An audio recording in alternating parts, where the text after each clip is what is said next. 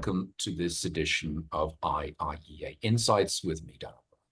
Today, Britain goes to the polls. Historically, for us in Ireland, this would be the most consequential of foreign elections. But, in my view at any rate, the second round of France's legislative elections on Sunday will be considerably more consequential. In part, that's because in the British election, it will lead to a transfer of power from one traditional party to another, and no major policy rupture is expected. Also, as Britain is no longer a member of the European Union, it matters just a little bit less from our perspective. By contrast, France forms part of our shared political, economic, and monetary union, and it's one of the two most influential members of that union of 27 states. France, unlike Britain, is undergoing a rupture. From Sunday, its National Assembly will almost certainly have a large majority of members from the political extremes, a truly unprecedented situation. To discuss the multiple implications of this rupture, we are joined by Senator Hélène Conway-Mouret and Nicolas Véron of both the Bruegel and Peterson Institutes. Senator, a particular thanks to you. I know this is obviously a very busy time for any politician, but also you're on mission in Brazzaville.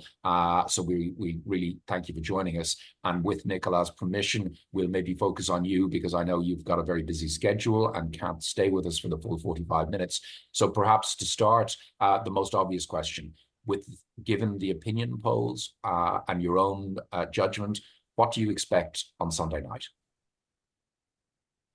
Well, first of all, thank you for the invitation, and sorry that your closest neighbor, which is what France is claiming to be, is going through a tormented time after Brexit. Now, France is experiencing a very kind of unsettling political turmoil.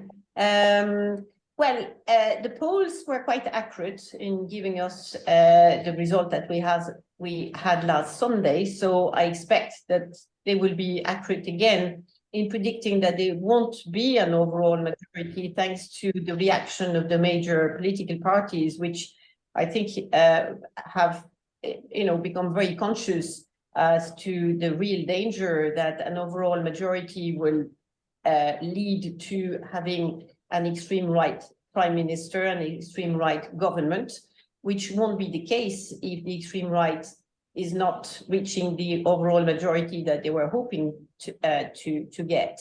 So thanks to the reaction of the major political parties, now we have an election which is going to be run between two candidates, one being the extreme where they were qualified for the second round, and another candidate either from the left, the center, or the right. So there's a good chance that there will be a relative, majority for the Rassemblement National, and that in effect we're going to have three blocks. The Rassemblement National as one, the center right as one, and then the left, which is the Nouveau Front Populaire, which is basically an alliance of four political parties, being the third bloc. So that is my prediction, but it is a prediction of most of the polls that are coming out. And in terms of maybe trying to look further ahead, do you see this as a permanent realignment in French politics, that the centre will lose out over the longer term over coming legislative elections?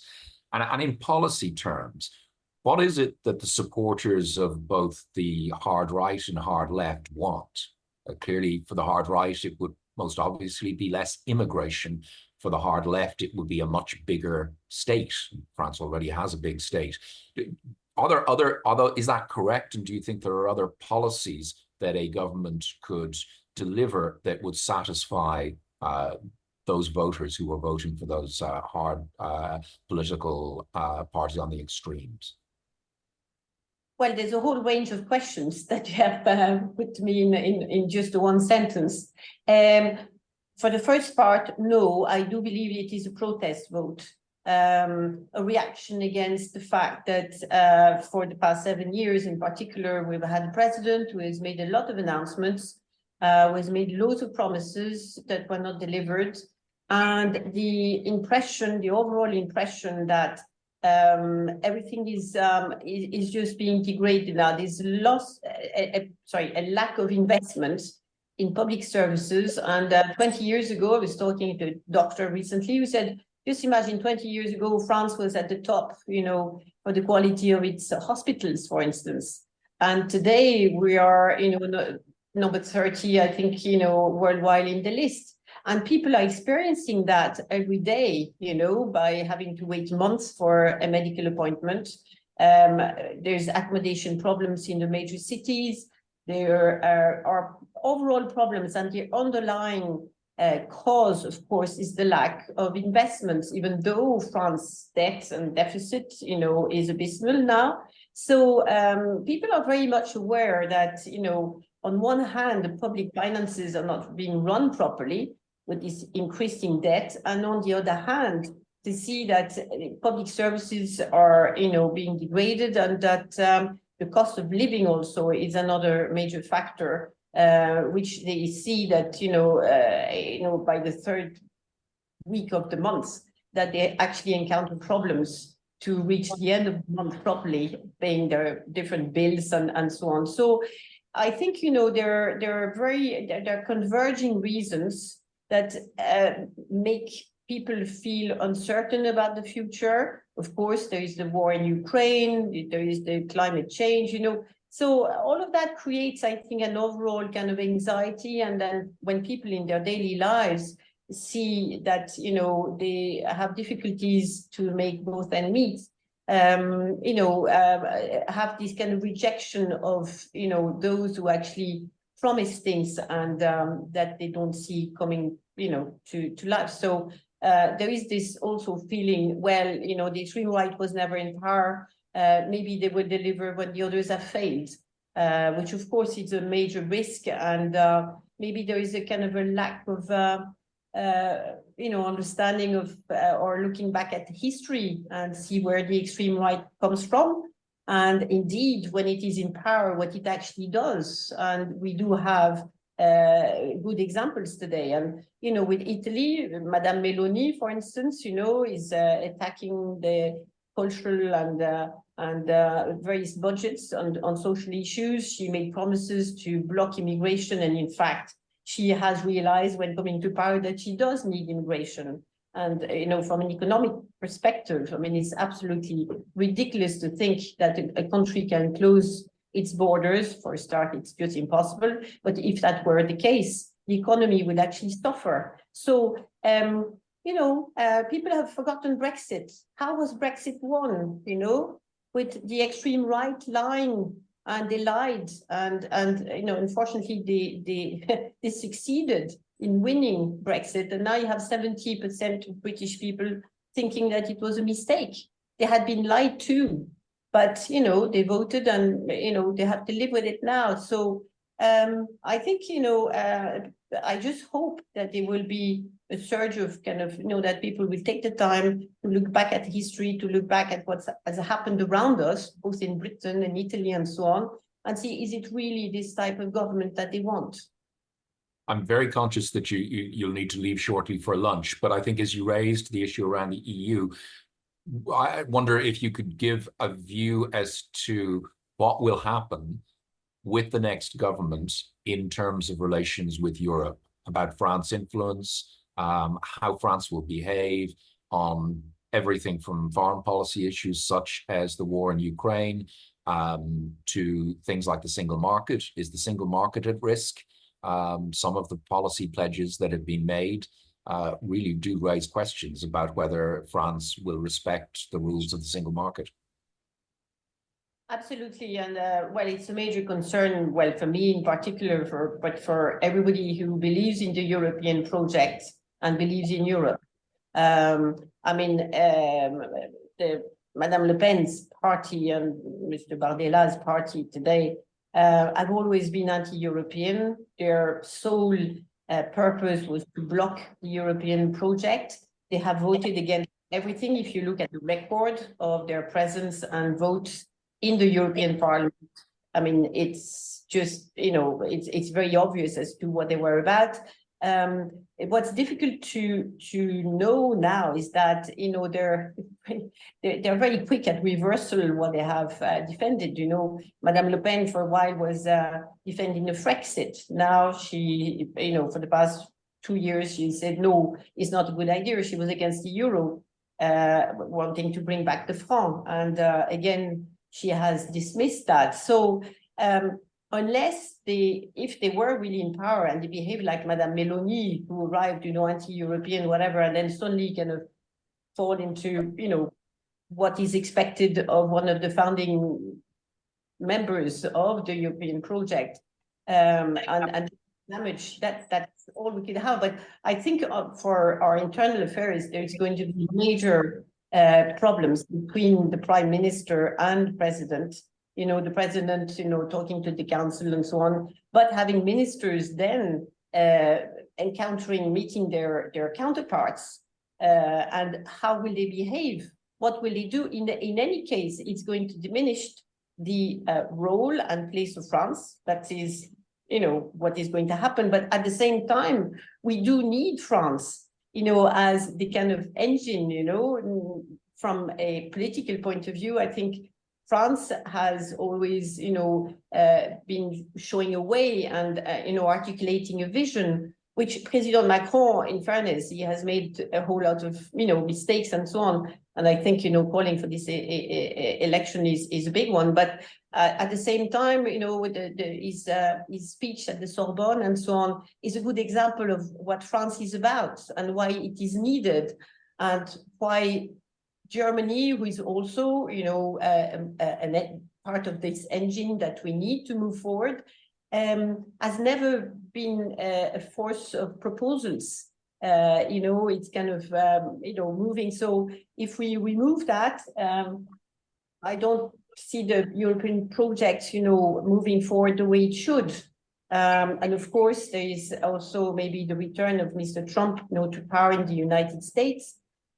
So all of that is going to create kind of, this year is a year of major changes, and I hope that we will limit the damages really, because at the moment it's, I think our society is full of anguish and uncertainty, and you know, it's a difficult time. I just hope that people will come to their senses and make the right choices, really, because we're so lucky to live in the democracy that, you know, we have no right to damage it. Two questions following from that briefly. Do you expect an early presidential election?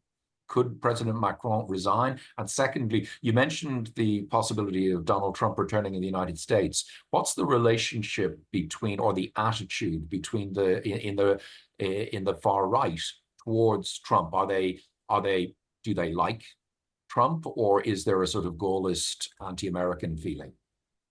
Well, they're torn between those two, but I think they like Mr. Trump as much as they like Mr. Putin, you know, for the same reasons. And there was a major meeting in Madrid just a few weeks ago of the extreme right, that Mr. Trump had a representative in the same way as Marine Le Pen was there. So no, they're part of the same, you know, I think political family, you know, being against the European project, being against what Europe stands for, you know, our democratic values and the way of life that we have chosen, human rights and so on. As regards President Macron, well, he doesn't have to resign, of course, and he has already announced that he won't. But it may be the case that, you know, he will have great difficulties imagining the country. But of course, he can dissolve the National Assembly within a year, you know, not within the year, sorry, in a year's time. That's the way to present it. He cannot do it within the year, but in a year's time, he could actually dissolve the assembly again if he felt, you know, there was a kind of a turn in kind of people's minds and so on. So I do not see him resigning, but I think he's going to have great difficulties running the country in the way he has done it, quite solitary, you know, for the past few years, a bit too much, in fact. And that's probably one of the reasons why I think mistakes were made. Senator, I know that you may have to leave. We're very welcome. You're very welcome to stay for one more in particular, and that's on defense matters, Ukraine specifically, but also wider issues around defense. There's a proposal for common bonds to spend on boosting Europe's defense capacity. The president has been favorable to that. Where do you think policy on Ukraine and European security will go? Well, again, it depends on the the majority that we will have, and I think if there are three blocks, as I explained, they will have to come together, which France has never done. We always had this binary system, a bit like the Americans or yourself. It's either one or the other in power. So. I think now with the extreme right and their specific kind of policies, I think the rest will have to come together somehow and manage that. But as regard Ukraine, I think it's there's a consensus among those who are not in the extreme right or the extreme left for the continuation of supporting Ukraine, and the realization that Europe has to make major progress in terms of its own defense, that relying on the Americans all the time, is taking a big risks. Every 4 years, we don't know if the Americans will remain, if NATO will still be present in Europe and so on. So I think, there is a major spending now to simply defend the European continent as a continent that has been living in peace for 70 years now, and with its population wishing to continue living in peace. And the best thing is just to dissuade others to come and attack us, and to just protect ourselves. There is no ambition, I think, in any European country to be on the offensive towards anybody, but just that, our own sovereignty will be respected overall. I think that's important. And just a final one, how threatened do you perceive French people are by how things have changed in Europe? If you speak to somebody in Poland or the Baltics, there's a very palpable sense that they could be next and that war is possible. Do French people believe that it is conceivable that there could be a war that would directly affect them? No, because we don't have the same history, if you talk to an Italian or a Spaniard, they will, answer in the same way as a French person. No, it seems inconceivable, but at the same time, nobody knows what President Putin's intentions are. Is he to, want to have this big empire and take over, countries that, during the history of its own country, were part of this big bloc, which was called Russia. So it's difficult. When I go to Poland and I listen to my Polish friends, yes, I sometimes I smile and I say, well, you feel you're under pressure, that Putin is a threat and so on, but it cannot be. But then, I didn't believe that Putin will actually dare invading Ukraine, and he did, in the same way as, he took over Crimea and Georgia, a piece of Georgia as well. So, I'm not in Mr. Putin's head, and I don't know what his intentions are, but maybe if he was successful in Ukraine, he might be tempted to go further, and that will be a problem for all of us, because we're all in the European Union, with Article 5 saying that we will defend one of us being attacked, and the same with NATO, Article 5. Senator, thank you so much for giving us the time, and I hope we haven't disrupted your lunch too much. No, I think they're finished by now. I joined them for dessert. Nice talking to you. I hope it was helpful. And very helpful. Thank you again, Senator. Bye-bye. Nicola, thank you for your flexibility on the formatting today. I suppose start with the first question is, what government do you expect to come out of Sunday's election? I think it's interesting because now there is a very high probability that there will be this hung parliament with basically, 3 blocks. about 40% for Le Pen, the National Rally, about 30% for the left, about 25 to 30% for the Macron-aligned center, and then a little bit of the rest for the traditional center right, the Republicans. So that's the baseline scenario. It's pretty likely. The extraordinary thing is that you don't hear a word, including from Senator Conway-Mouret, on who might be the prime minister, who will lead that coalition. So France is going to discover the joys of coalition government. This is almost a given at this point. So there's very little likelihood that any of those camps would have an absolute majority or a kind of majority where there's a dominant partner.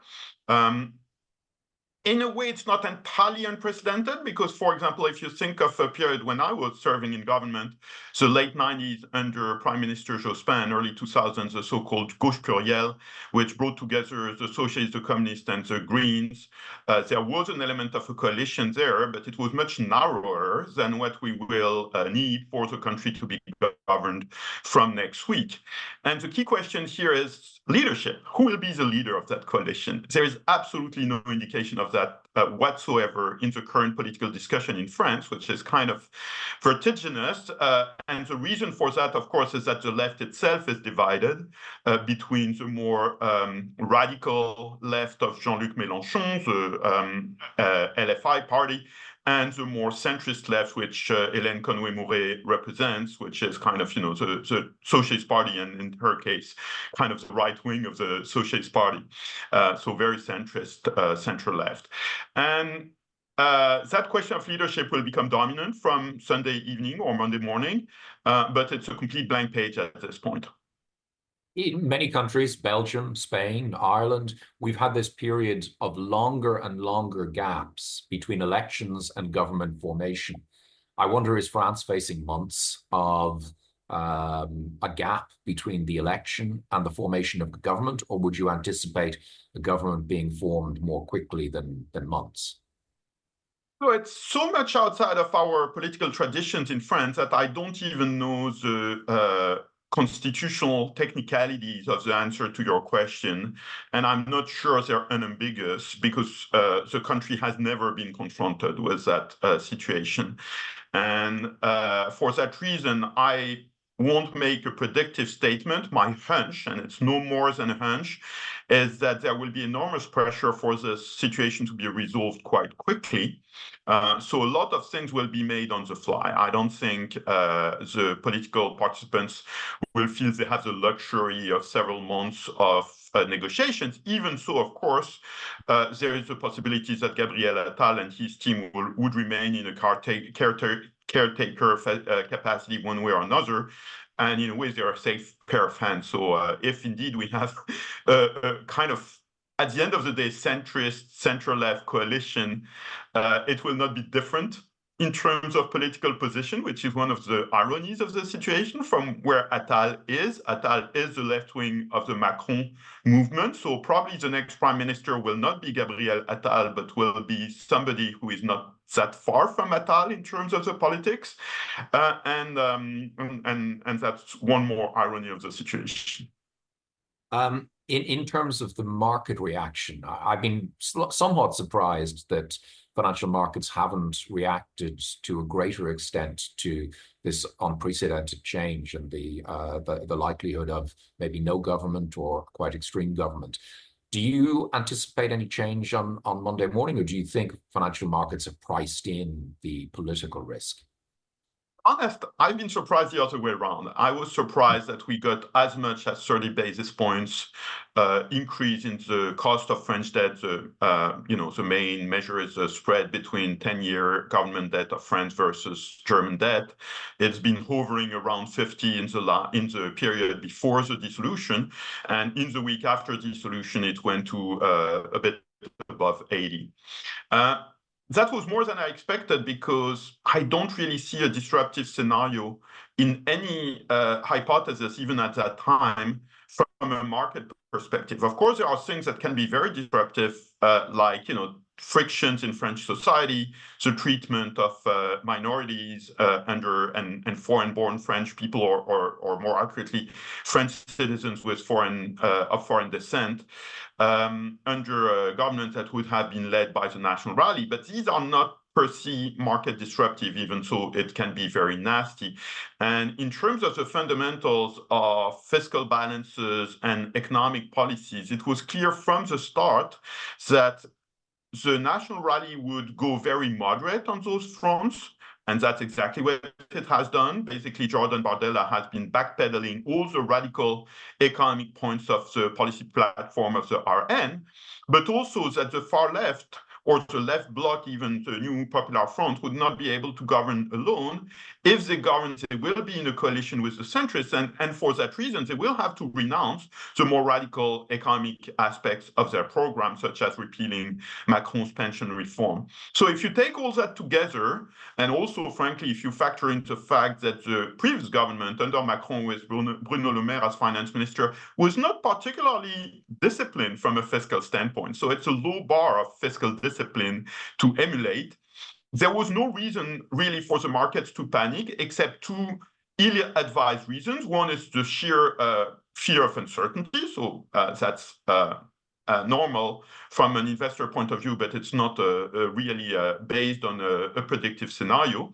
And the other one is a kind of muscle memory of the Eurozone crisis, of course, but that's not really helpful because Europe is very different now, and there is frankly no prospect of a contagion effect from France to the rest of Europe.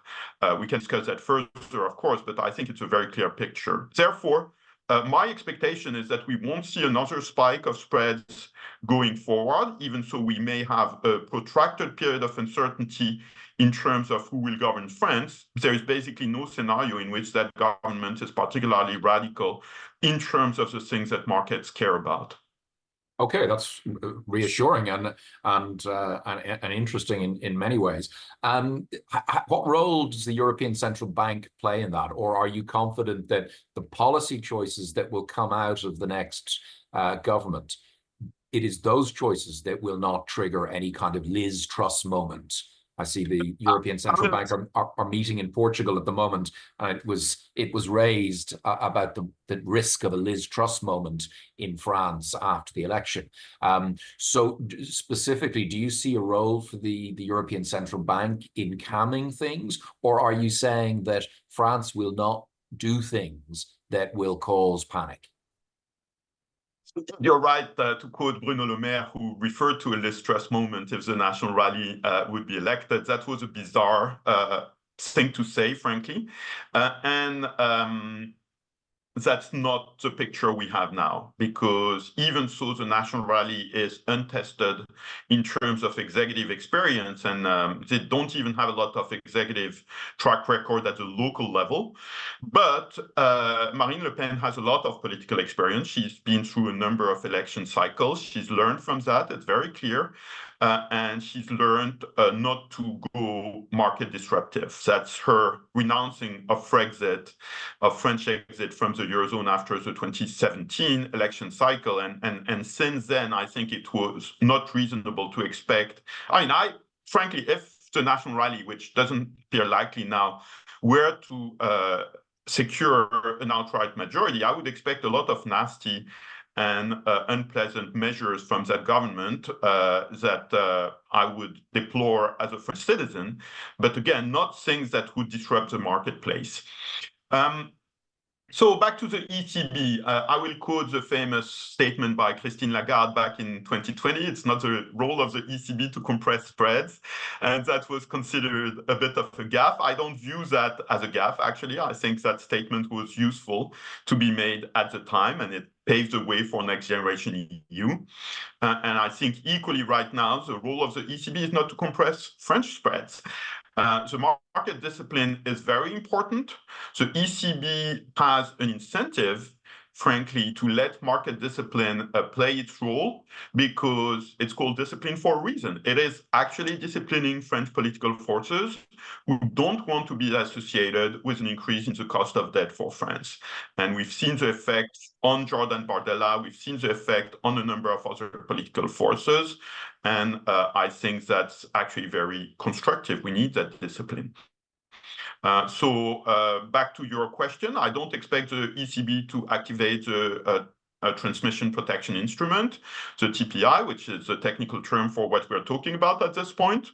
I don't think they will need to. I think even if French spreads were to be much more volatile, that I've been suggesting in my previous remarks, the ECB will stay aside because the conditions for triggering TPI are not met.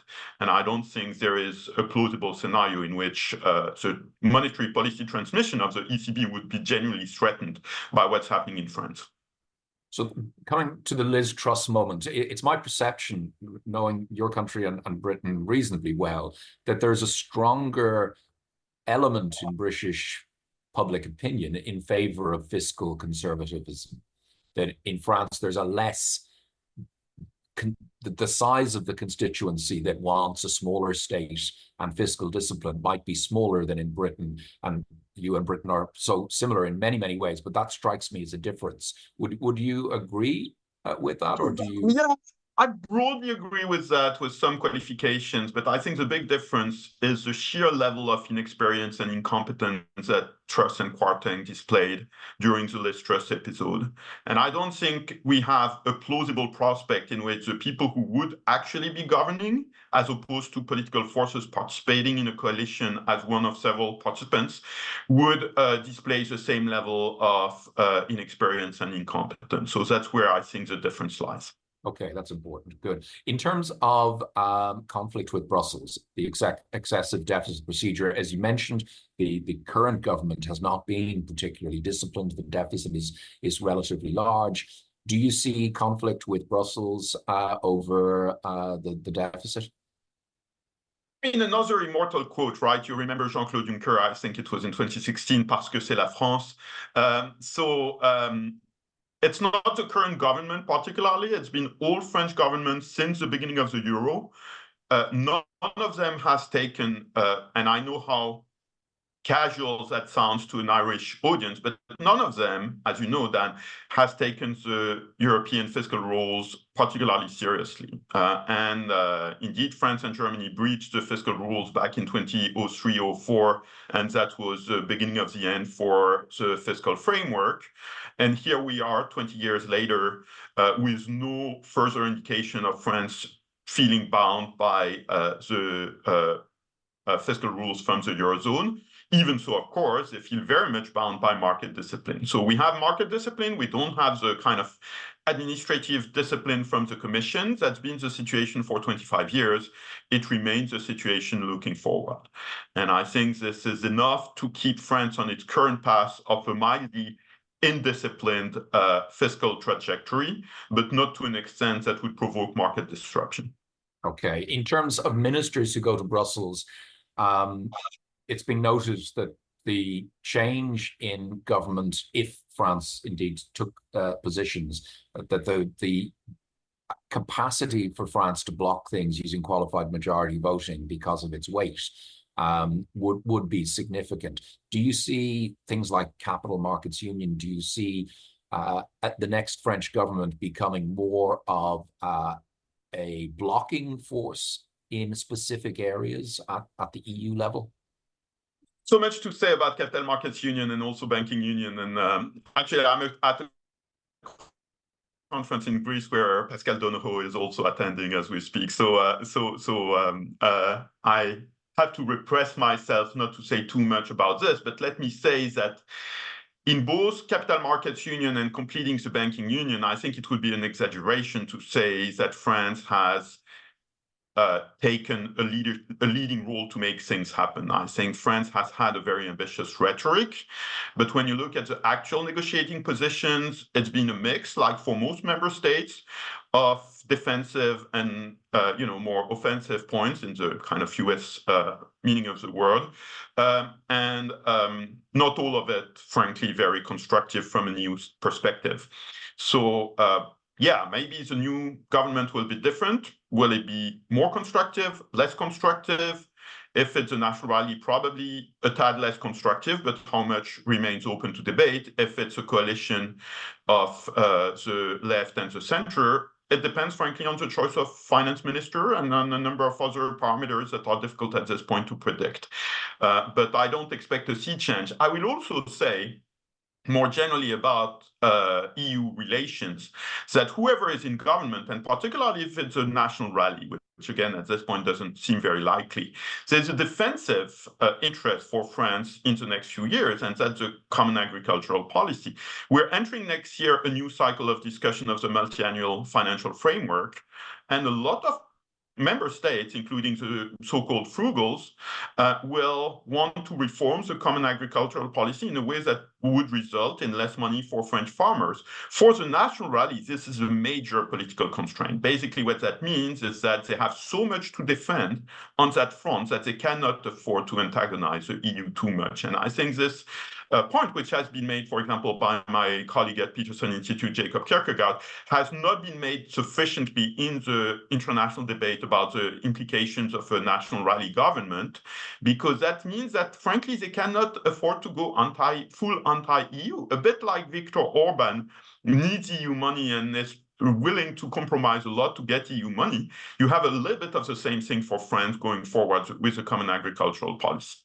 Okay, that's really, really interesting. In terms of the debate around common defense bonds, came up at the summit last Friday. President Macron was very much in favor. The Germans have said no. How do you see that evolving, and what influence will the next French government have on that? If that seems likely, our next government in France is a coalition of the center and the left. I would imagine that government under the oversight of President Macron. Of course, we haven't discussed much the relationship between Macron and the prime minister. It's important to remember that the prime minister would lead the government and the government governs. So Macron would no longer be in an executive position, even so he retains some constitutional prerogatives like being the commander-in-chief. But the short answer to your question, I would expect a coalition government of center and left to be at least as constructive on those matters as the current government. Okay. In terms of domestic economic policy, do you see rollback of some of the reforms? You mentioned pensions in particular, other reforms that Macron has implemented? I think what is much more likely is stasis. So basically, don't expect any structural reform from the government in the next 3 years. And in terms of fiscal, expect a mix of maybe some spending cuts, probably some tax increases, and a mildly incontinent, but not dramatically so, fiscal trajectory. I think that's a strong baseline scenario under a coalition government. Under a national rally government, which is still possible, it would be a big surprise, but it's not completely unthinkable still at this point. I think you would have more structural reform especially if they come close to a majority.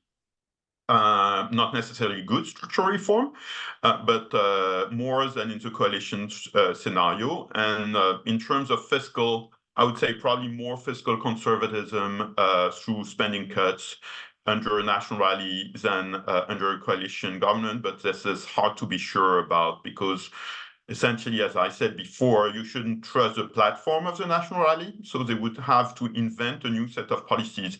And that's very difficult to predict at this point. Okay, just away from the economics of it, you mentioned a rally government would introduce nasty, I think you mentioned, policy measures. What sort of things would you envisage such a government might do? I mean, what they have said in recent days, what they call national preference, so policies that would be go very much against the interest of foreigners living in France, of even some French citizens of foreign descent, and that's what I meant. Okay. So French citizens like me, who have a long-standing domestic descent, for lack of a better term, would probably not be directly adversely affected by those policies, but French business would be, because they would lose access to talent, access to skills and sheer manpower, for which the contribution of immigrants and French people of foreign descent is considerable in the current French economy. And that also goes for creative industries, for high-skilled industries. It's not just a matter of unskilled labor. It goes across the board. So French business should be vociferously against the National Rally, but unfortunately, as usual with the business community, they don't want to speak up, and therefore they don't play a big role in the current cycle. I don't know this in terms of the debate on immigration, but does the National Rally differentiate between skilled immigration and non-skilled and refugees? Is there any? At this point, they don't have that granularity. And again, their priority is not so much immigrants, because, immigration to France is not that big. It's French citizens of foreign descent. And this is where it goes really nasty, because there will be, on the face of it, differentiation among French citizens, depending on how recent their citizenship is, or at least that's what the RN is indicating. Okay. Hélène mentioned that she thinks this vote is more a protest vote, and that it's not a permanent change in voter alignment in France. What's your view? I'm a bit less sure, and I can understand she would say that given where she comes from, but I think essentially what we're seeing, and here I will extend the horizon to 2027, what we're seeing is that the National Rally's project of post-2017 election, which is what has been referred to in France as de-diabolization, so detoxification, I guess is the best English translation. So National Rally has detoxified itself to a significant degree, so that instead of having a kind of ceiling at 20-25% of the vote, now their ceiling is at 30-35% of the vote. And unfortunately, I don't think that's only a protest vote. I think it's largely a vote of adhesion, of support of what the National Rally appears to stand for. But that's still not enough to win an outright majority. And what we're seeing, I think, very reassuringly in the last few days, is the intensity of rejection of the National Rally by the majority of the French body politic, to the extent of having all these candidates in so-called triangular consistencies withdrawing their candidacy, so that the best placed candidate who is not National Rally would win, even so they have major policy differences between the center-right, and the left. So what this tells me, and this is a personal opinion, of course, I don't think we can say this as a statement of fact, is that France is not ready under any circumstances right now to give a majority to the National Rally, because it's still too toxic. So what does that mean going forward, looking ahead to 2027? I think what that means, frankly, is that the National Rally has a strong incentive to continue its detoxification trajectory, and to make itself, to erase some of the sharper edges, for example, not to renew the candidacies of their MP candidates, which have a strong racist, pro-Vichy, pro-Algérie française, that kind of legacy, and to bring people who look more like Jordan Bardella, who are young, who don't have a legacy in terms of extreme positions, also anti-Semitism, of course, and are more acceptable to the French people. If they do that, it's plausible that they might win in 2027, but it would be more close to a Meloni scenario in 2027. So in a way, it's not reassuring. In a way, it is reassuring. And I think that's the dynamic we're seeing right now. Okay, and a final question. We got a good question that came in on the cohesion of the left bloc. What are your views on how cohesive it is, and also how influential is Jean-Luc Mélenchon? Many people think Mélenchon's career is over, given what's happening. And the reason for that is that the New Popular Front is a purely electoral alliance, like its predecessors, the NUPES, Nouvelle Union pour une politique économique et sociale, or something like that.